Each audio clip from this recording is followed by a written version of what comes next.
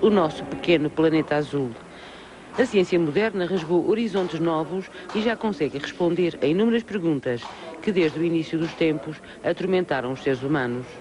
Levar os jovens a visitar esta mostra é quase uma obrigação, tanto para professores como para os pais, para que possam certificar-se de que o céu, afinal, não é apenas um fundo azul onde as bolas se destacam com outro brilho quando as pernas têm estaleca. Mostrar quais são os avanços mais significativos da ciência moderna sem mostrar ao visitante o mundo da comunicação seria uma lacuna grave.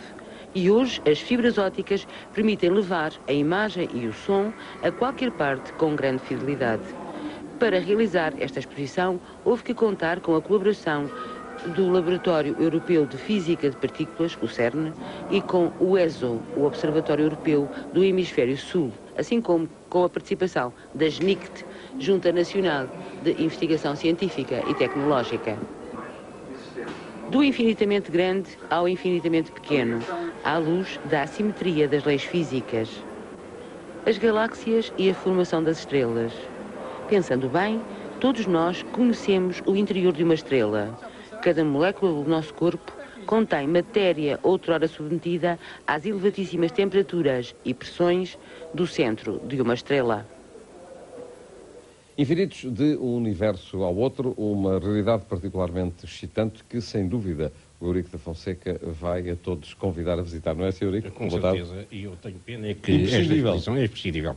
Esta exposição tenha coincidido com um período de agitação estudantil e eu propunho a todos os estudantes que pensassem primeiro em visitar esta exposição porque ela, como se disse, é imprescindível, não é? Porque um dos grandes maus da nossa sociedade é não saber situar-se entre um infinito e outro. Bom, e agora vamos entrar, é que é curioso, isto é que até ao fim do século passado se fazia exatamente a ideia entre os dois infinitos, mas não tanto, porque supunha que o átomo que era invisível, o próprio nome dizia átomo, portanto não pode dividir-se mais. E acontece que, junto dos fins do século passado, como digo, descobriu-se primeiro o eletrão e depois, através do eletrão, foi-se ver que o átomo, de facto, que era constituído por outra partícula, que era o próton. Não é portão, como muita gente se engana as pessoas, é próton. Bom, e então, aí nasceu a ideia de que o microcosmos era a imagem do macrocosmos, porque era como um sistema planetário. O Sol, que era o próton, com o eletrão a girar à volta. Já agora, para as pessoas terem uma ideia da dimensão, basta só dizer que se o átomo fosse um campo de futebol, o próton era como uma bola de berlinde e os eletrões eram como as cabeças de um alfinete.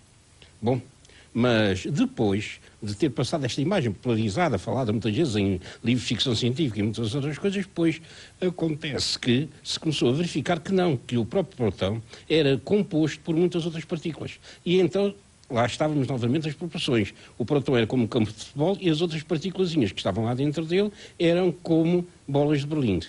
É aí que nos aparecem as coisas mais incríveis. Os peões, os muões, outras coisas assim, com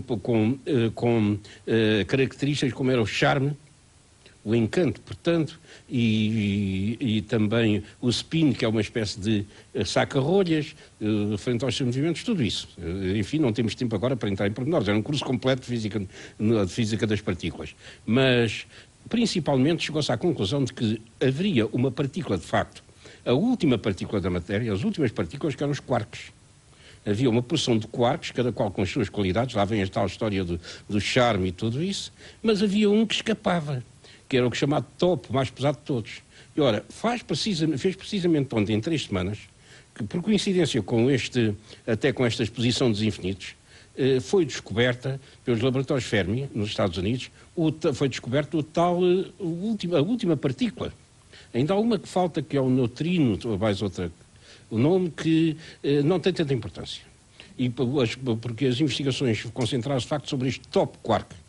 E então o que é que nos acontece? Lá está novamente o macrocosmos com o microcosmos. Atualmente, na natureza, o top quark não existe, os quarks.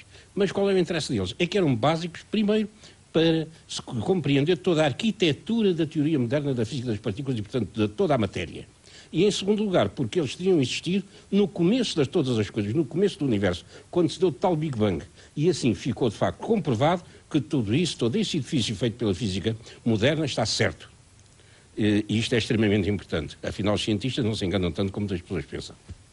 Bom, Eurico, vamos agora falar de um outro assunto que também está um pouco interligado com toda esta realidade: ciência, mística, poética e consciência. Todo um tema debatido num congresso internacional realizado na reitoria da Universidade de Lisboa. Foi um encontro que reuniu especialistas nacionais e estrangeiros numa iniciativa do Instituto Piaget de Lisboa. Tudo parece indicar que o mundo contemporâneo, seja nas concretizações como nos questionamentos e problemáticas mantidas ou emergentes, é um mundo mais rico e mais diversificado na matriz generativa de valores do que a reflexão, à moda nos últimos decénios, tem querido fazer valer. Ciência, mística, poética e consciência foi o tema do Congresso Internacional que decorreu aqui em Lisboa.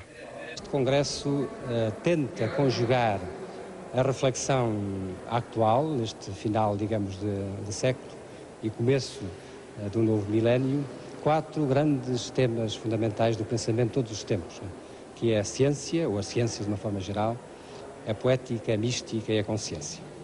É difícil tocar temas tão vastos, mas nós conseguimos que os congressistas fizessem trabalho muito duro e aprofundado para tentar fazer circular um pouco o pensamento entre estes 4 grandes polos. O grande objetivo deste encontro é como situar-se ativamente na imprecisão estrutural das coordenadas gerais de compreensão dos homens, da vida e do universo. Compreender os homens, a vida e o universo. Eurico da Fonseca, este sempre foi o grande objetivo do estudo. Sim, mas este congresso deve ter causado muitas perplexidades. Eu diria que há 3 espécies de pessoas: aquelas para quem a ciência não tem interesse nenhum, e são muitas; aquelas que de facto se interessam pela ciência, e outras que pretendem esconder o seu desconhecimento da ciência com ideias abstrusas. Eu estou a lembrar, por exemplo, que neste congresso apareceu um trabalho que se intitulava a experiência do yoga e a socialização da guerra. Foi um trabalho que veio da Universidade de Munique, mas palavra de honra que me deixou sem saber o que dizer. Ora, a questão é esta: no princípio do século, deste século, dizia-se místico a respeito de tudo. O que dizia-se que uma jovem bonita era mística. Dizia-se que um quadro muito bem pintado era místico. O que é que isto queria dizer? Queria dizer que era encantador, tinha encanto. E, de facto, era adorável. Ora, isto vem da própria raiz da palavra, porque mística e mistério estão ligados entre si. Ora, o mistério, o adorar o mistério, ficar a pessoa maravilhada perante o mistério, é exatamente a mística, no fim de contas. E então acontece isto. A ciência e a mística estão ligadas entre si desta maneira? Não. O que acontece é que, se há de facto ciência, a ciência tem em si o encanto que se podia dizer, a mística da ciência que se podia dizer, não é a adoração. É tentar desvendar os seus mistérios. É exatamente o contrário.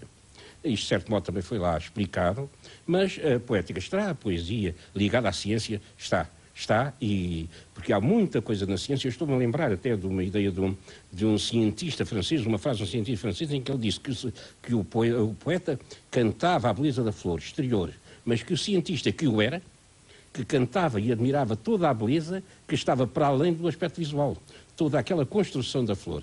De maneira que há essa poesia, até há uma tradição na língua inglesa, na ciência inglesa, aliás, na ciência, digamos, de raiz inglesa, língua inglesa, de se fazerem poesia, de se fazerem versos sobre os temas científicos mais difíceis. E, portanto, há uma certa ligação, sem dúvida, mas é preciso tomar cuidado com ela. Para evitar confusões. Obrigado, Eurico.